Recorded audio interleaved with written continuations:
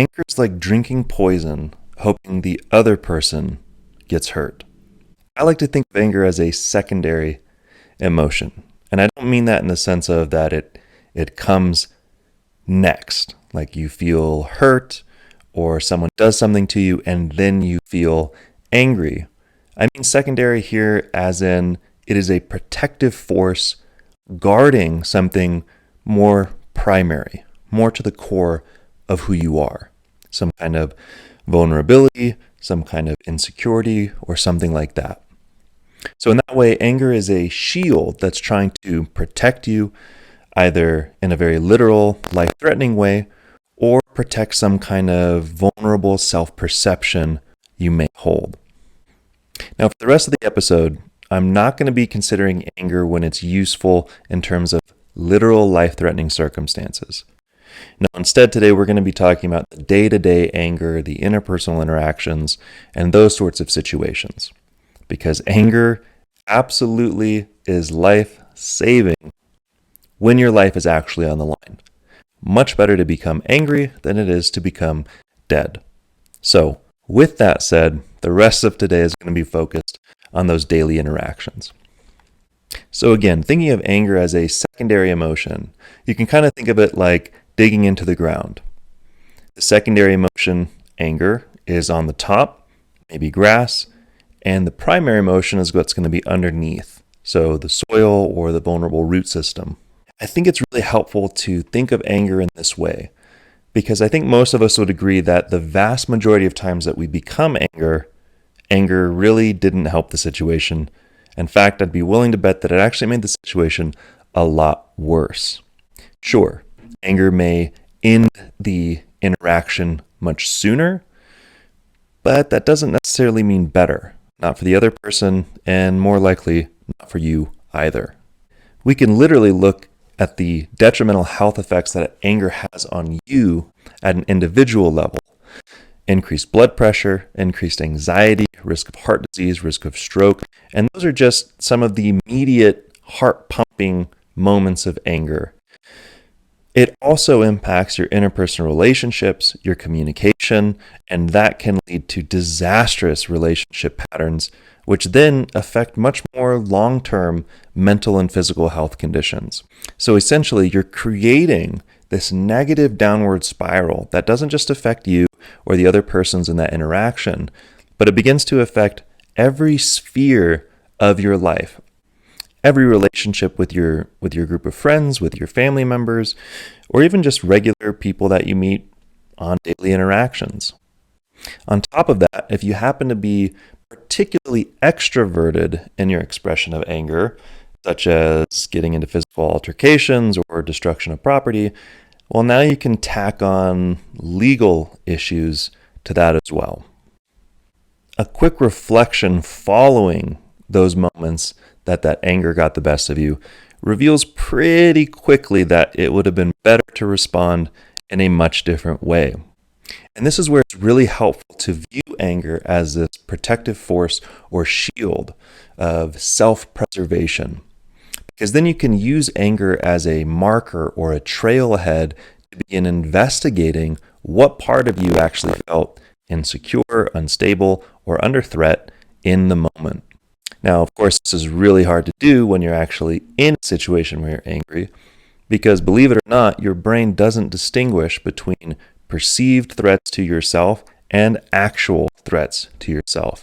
You experience the exact same physiology if you're being tracked down by a bear or arguing over a parking spot at the grocery store. So using anger as this indicator of some kind of vulnerability, afterwards we can step back and kind of ask ourselves, why did that situation make me so angry? What about myself was under threat? Or what about me was vulnerable and in need of protection at that time? Because you'll find out pretty quickly that you were never really in much of a physical danger, although that could be part of it. More often than not, it's our sense of self that is under threat, that we feel must be protected in front of this other person or this group of people. Now, the more that you think about it in those circumstances, the more you realize that there really is no valid external threat to your internal sense of self. And in fact, when you act out of anger, you're actually leaving with sense of shame and guilt and frustration at the way that you handled yourself. And that causes significantly more damage to your internal sense of self than the argument that evoked the anger in the first place ever could. So what can you do about it?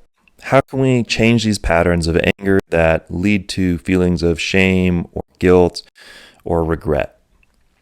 Well, this is where the work comes in. And in my opinion, I think it's actually pretty interesting work.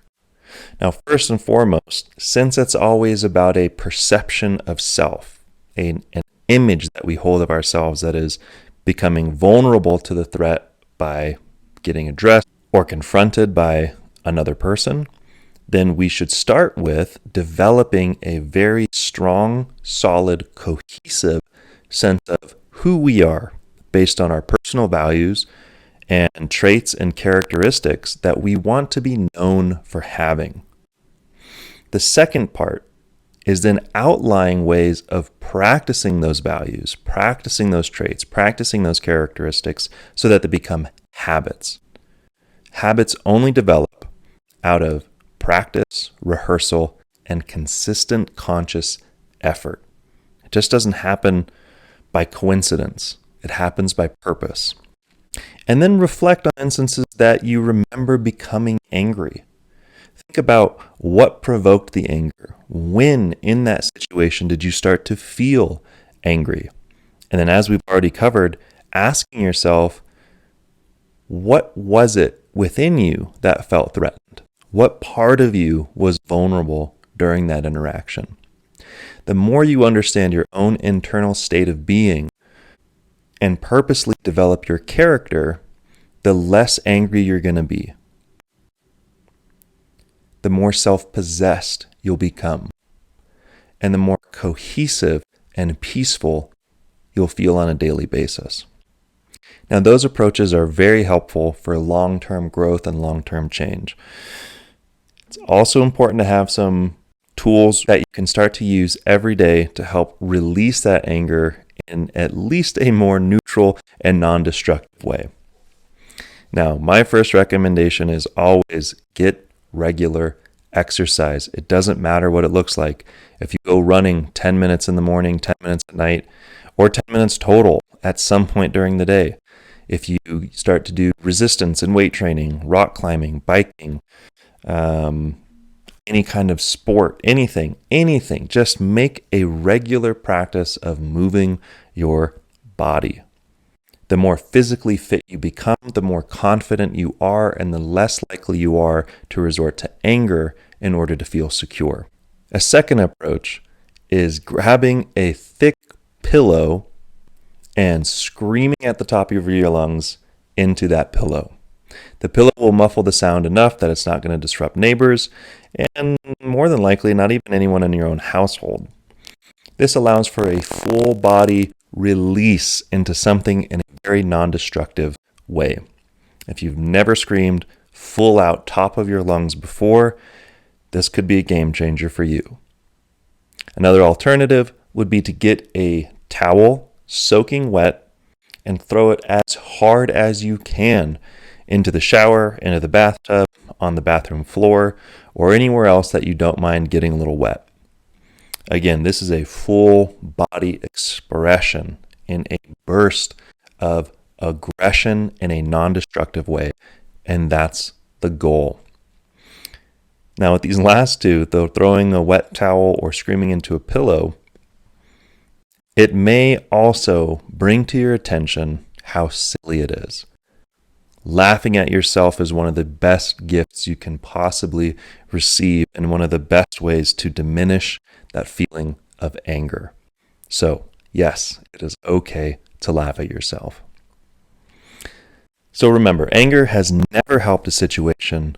It certainly harms you, and it absolutely harms everyone around you. Thanks for checking out the Buddhist Podcast.